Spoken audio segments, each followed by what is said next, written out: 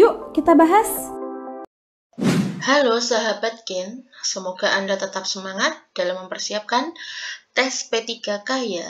Dalam video ini kami akan membahas tentang manajerial, aspek perencanaan dan pengorganisasian.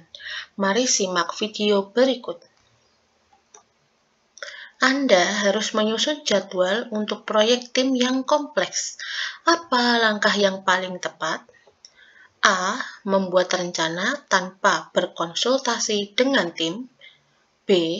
Membuat kerangka waktu realistis berdasarkan skala prioritas. C. Menyusun jadwal yang padat untuk mempercepat proses. D. Menunda jadwal hingga ada instruksi lebih lanjut. Berikut pembahasannya.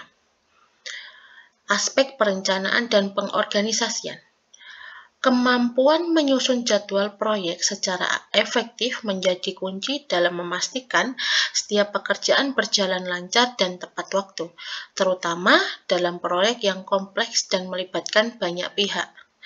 Opsi A tidak tepat dan tidak ideal karena menyusun rencana tanpa berkonsultasi dengan tim bisa menyebabkan kurangnya pemahaman terhadap tantangan teknis dan kendala yang dihadapi masing-masing anggota. Tanpa masukan tim, jadwal yang disusun cenderung tidak akurat dan tidak mencerminkan kebutuhan atau kenyataan di lapangan. Opsi B tepat. Karena apa? Menyusun kerangka waktu yang realistis dan berdasarkan skala prioritas, kemudian mencerminkan pendekatan manajemen proyek yang matang. Dalam proyek kompleks, penting untuk mempertimbangkan durasi waktu yang logis, ketersediaan sumber daya, dan tahapan kerja yang prioritas agar proyek dapat berjalan efisien tanpa mengorbankan kualitas.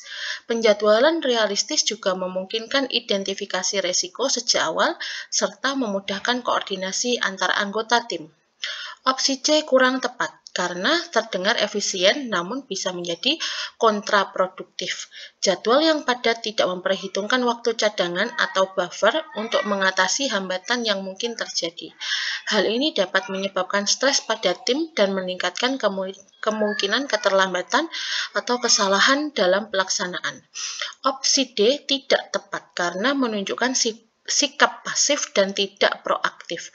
Menunda penyusunan jadwal justru bisa menghambat kemajuan proyek dan mengganggu persiapan tahap-tahap penting yang seharusnya sudah dimulai.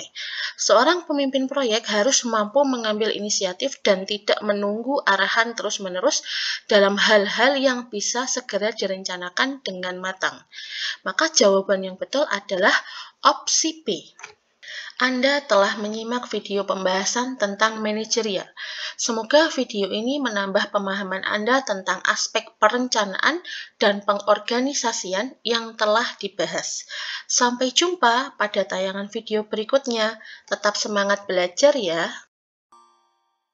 Gramedia Edukasi, sahabat kamu belajar.